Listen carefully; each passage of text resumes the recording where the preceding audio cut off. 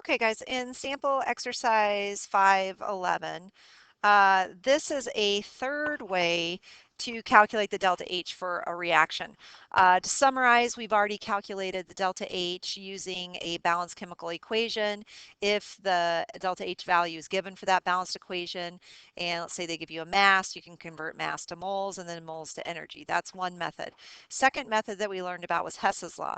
Hess's law is where they give you the delta H's for partial reactions and all of them add together to equal 1 over all reactions. So it's a multi-step process for that one. This is the third way.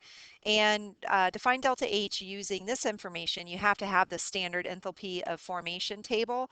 I know you probably can't see it very well on here. Maybe you can, I'm not really sure, but you do have this table in the back of your notes. So you can refer to this. And this table is also found in all the textbooks in the back and the indices. So you should be able there's probably a table in the back.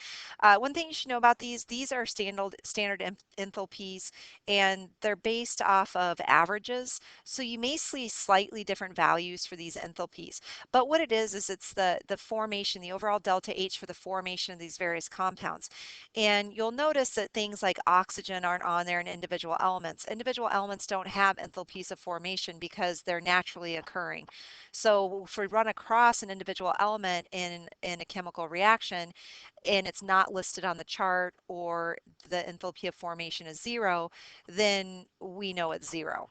And you'll see that actually in this problem as we do this. So the first thing that we need to do, it's asking us to calculate the standard enthalpy change for the combustion of 1 mole of benzene to form CO2 and water. We need to write out that balanced chemical equation. So let's do that. Benzene is C6H6. You're not expected to know that. They gave you the formula for that. And combustion is always a reaction with oxygen to produce water and carbon dioxide. And sometimes they'll give you this overall equation, sometimes they won't. In this case, they didn't, so I had to write it out. And then we balance this. When it's balanced, this is 2, this is 15, this is 6, and this is 12. Okay, so that's our balanced chemical equation. That's the first thing that you need to do. Now, and the second thing you need to do is know the formula for determining the delta H this way. The formula is, so this will give us the overall delta H for this reaction, is going to be, that stands for sum. That's a Greek symbol standing for sum of the products minus, this Baldwin would like this, sum of reactants. So remember, that little symbol stands for sum. And you get these delta H values from this chart. You have to have this chart in order to do this according to this method. So let's look at what our reactants and products are, and let's go ahead and write down the values, and then we'll go about doing the problem. All right, so benzene is our first one. And you do have to take coefficients into consideration here. So actually, I'm not going to do benzene first. I'm going to do the products first, since we need to find the sum of the products minus sum of the reactants. So one of our products is water. Water is right here on this table. I know you probably can't see this very well, and I just marked through it, so you probably can't even see it any better. So our overall delta H for this reaction is going to be the sum of our products. So one of our products is water, and there are 2 waters in this, I'm sorry, there are 6 waters in this balanced equation. So I'm going to do 6 times the overall delta H value for water, which in this case is negative 285.8. And then I'm going to add it to my other product, which is carbon dioxide. Carbon dioxide's value on here, where is my carbon dioxide? Here it is. You can probably barely see it, but it's there. My coefficient for carbon dioxide in this balanced equation is 12. So I'm going to put that there. And then my value for CO2 is negative 393.8. 0.5. And this is all in kilojoules per mole. I just haven't written this stuff out. So there are our products minus our reactants. Our first reactant is the benzene, and benzene is right here in the chart, and the coefficient for benzene is 2.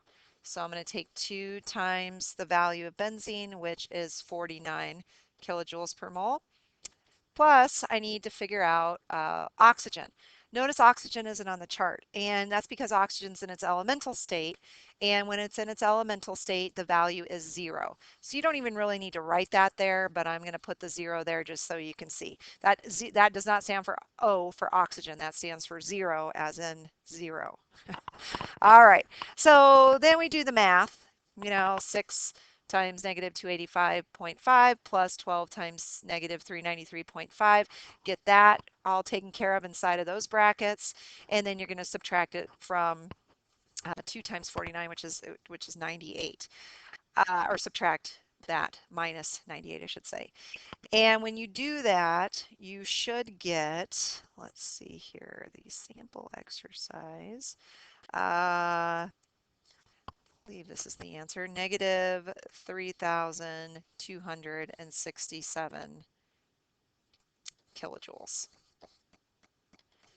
Okay, so to recap, or to show you how I got that, if I take 6 times the negative 285.8,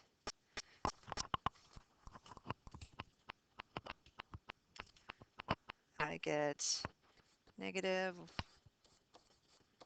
0.8, that's my first one, plus 12 times 393.5, or the negative 393.5, so negative 4722, and then minus 98. Don't forget, I got to do this first though.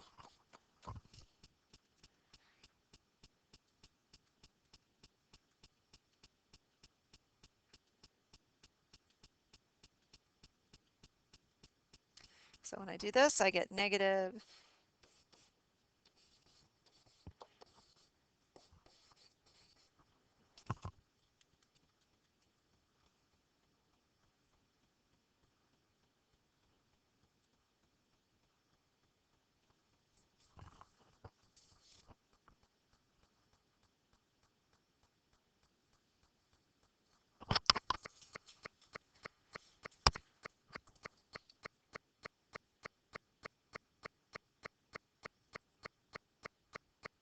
Okay, sorry about that, guys. I actually was doing it by half, so this answer is incorrect right here. Sorry about that.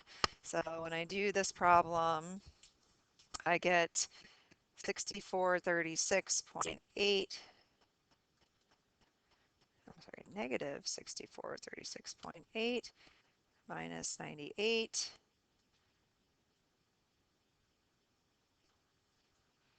And I get negative 6,534.8, and that's kilojoules.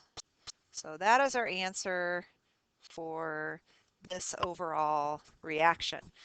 So to summarize, let me take you back so there's no confusion here. We need to use our delta H values from the chart that they give us. The formula is always sum of the products minus sum of the reactants. So we need to use this equation right here. At that point, and you're taking coefficients into consideration, you just look the values up on the chart using the chart. Make sure you take into consideration the coefficients of all the reactants and products, and do the math, and then you will get the answer, which is this.